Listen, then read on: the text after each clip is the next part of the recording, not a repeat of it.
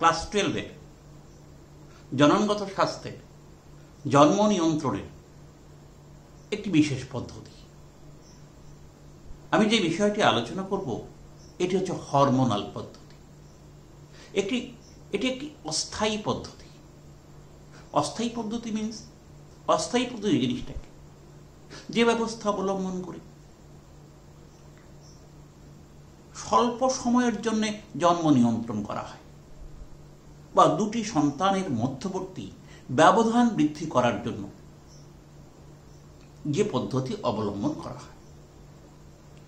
জন্ম নিয়ন্ত্রণ ব্যাপারটা হচ্ছে যেসব ভৌত, রাসায়নিক বা শল্য চিকিৎসাগত পদ্ধতি অবলম্বন করে শুক্রাণু ডিম্বাণুর মিলনে বাধা সৃষ্টি করে গর্ভ সঞ্চার বন্ধ করা।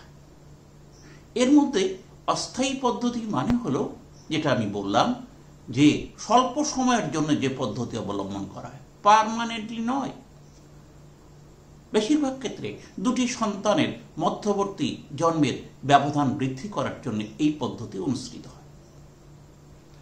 এই হরমোনাল পদ্ধতি কি? হরমোন মিশ্রিত বা হরমোন দিয়ে তৈরি বিভিন্ন ট্যাবলেট বা ক্যাপসুল বা ইনজেকশন এর মাধ্যমে এটা করা হয়। এই হরমোনাল অস্থায়ী পদ্ধতি। আচ্ছা, আমি এটা বললাম জন্ম নিয়ন্ত্রণ অস্থায়ী পদ্ধতি কি বলেছি, হরমোনাল পদ্ধতি কি বললাম। এই হরমোনাল পদ্ধতি আবার কয়েকটা ভাগ আছে, যেমন মৌখিক গর্ভপাত বড়ি, ইমপ্লান্ট এবং ইনজেক্টেবল কন্ট্রাসেপ্টিভ, এই 3 রকম পদ্ধতি আছে। তো প্রথমত এই গর্ভপাত বড়ি, এই জিনিসটি এক গর্ভপাত, মৌখিক গর্ভপাত বড়ি বা ট্যাবলেট বা পিল, এটি কৃত্রিম প্রজেস্টেরন ও এস্ট্রোজেন বা শুধুমাত্র প্রজেস্টেরন নির্মিত পিল বা ট্যাবলেট বা বড়ি। আচ্ছা, এটা যেমন মালা ডি, মালা এন, এই সমস্ত ট্যাবলেটগুলো বাজারে বহুল প্রচলিত। এটা 2 রকমের, একটা হচ্ছে কম্বাইন্ড পিল, কম্বাইন্ড পিল, আরেকটা হলো প্রজেস্টেরন অনলি পিল বা মিনি পিল, মিনি পিল বা পিওএল, এই পিওপি, প্রজেস্টেরন অনলি পিল। এই কম্বাইন্ড পিলটা প্রজেস্টেরন ও এস্ট্রোজেন দিয়ে তৈরি, আর মিনি পিলটা শুধুমাত্র প্রজেস্টেরন দিয়ে তৈরি। এই পিলগুলি রজচক্রের 5ম থেকে 21 দিন পর্যন্ত প্রত্যেক দিন একটা করে খেতে হয়, তারপরে 7 দিন গ্যাপ দিয়ে একইভাবে পুনরাবৃত্তি করতে হয়। তাহলে এই কম্বাইন্ড পিলে থাকে প্রজেস্টেরন এবং এস্ট্রোজেন।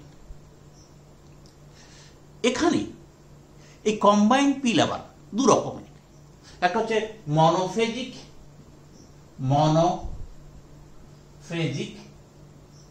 আরেকটা হলো পলি বা মাল্টিফেজিক।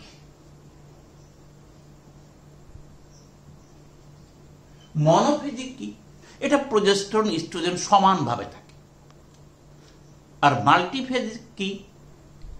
এটা এই এস্ট্রোজেনটা সমান থাকে, কিন্তু 21 দিনের কোর্সে প্রথম 6 দিন প্রজেস্টেরন থাকে 0.05 mg, তারপরের 5 দিনে প্রজেস্টেরন থাকে 0.075 mg, তারপরে যে 10 দিন সেটা থাকে প্রজেস্টেরন 0.125 mg। এইভাবে তৈরি হয় এই কম্বাইন্ড পিল। আর পিওপি মনোফেজিক পিল শুধুমাত্র প্রজেস্টেরন দিয়ে তৈরি। কিভাবে খেতে হয় আমি বলেছি। আচ্ছা, এর কিছু সুবিধা আছে।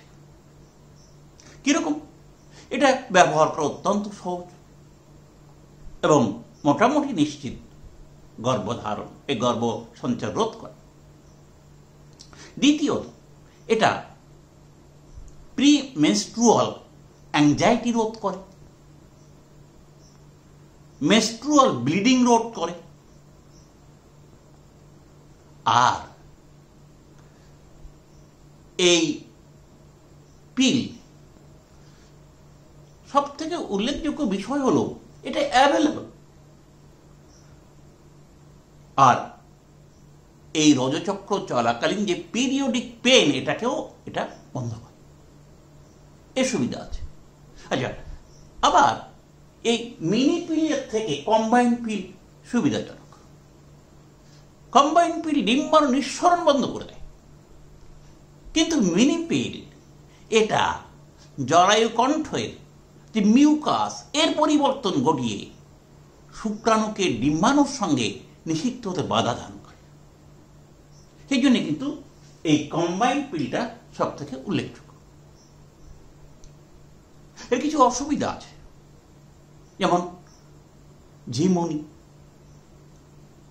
মাথা ব্যথা এবং দেহে জল সঞ্চয় হতে পারে।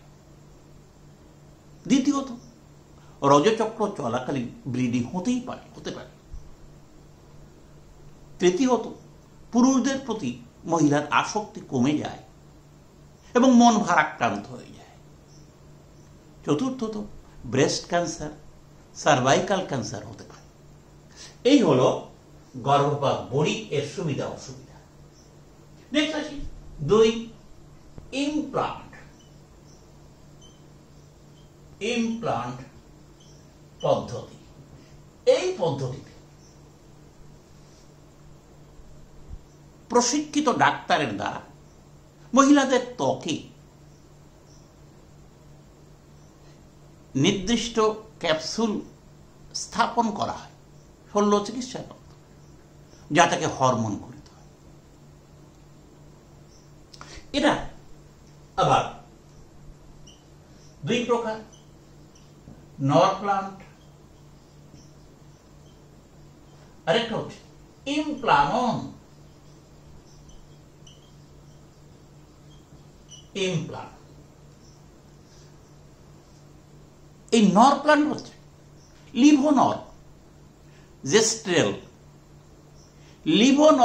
জেস্ট্রেল যুক্ত সঠিক ক্যাপসুল, দেখতে অনেকটা পাখার মতো, এলএনজি যুক্ত ক্যাপসুল। আর এটা হলো কিটোডেস্টোজেস্ট্রেল। এটা এই ক্যাপসুলটা দেখতে দণ্ডের মতো এবং ত্বকের নিচে স্থাপন করা হয়। এই হলো নরপ্লান্ট। এই ইমপ্লান্ট রোপণ করা, স্থাপন করা হয়। এর সুবিধা হলো এটা ডিম্বাণু নিঃসরণ বন্ধ করে দেয় বা বিলম্বিত করে দেয়। এর প্রধান সুবিধা হলো এটা। তবে অসুবিধা হলো প্রশিক্ষিত ব্যক্তি ছাড়া এটা স্থাপন করা সম্ভব হয় না। নেক্সট আসি ইমপ্লান্ট পরে ইনজেক্টেবল কন্ট্রাসেপটিভ। ইনজেক্টেবল কন্ট্রাসেপটিভ, এটা নির্দিষ্ট মাত্রায় প্রোজেস্টেরন মহিলাদের ইনজেকশন দেওয়া হয়, ইনজেক্ট করা। যেমন ডিএমপিএ।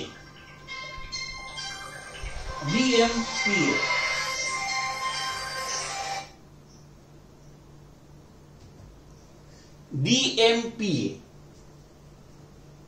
এটা কি? Deport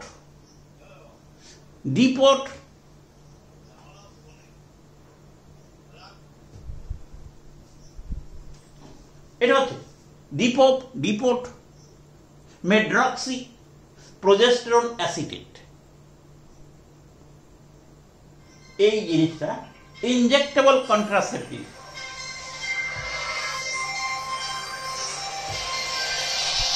depot medroxy contraceptive progesterone acetate,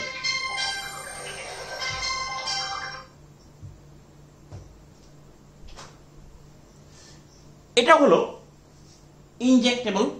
এটা এই ডিএমপিএ 150 mg প্রতি 3 মাস অন্তর এটাকে গ্রহণ করতে হয়।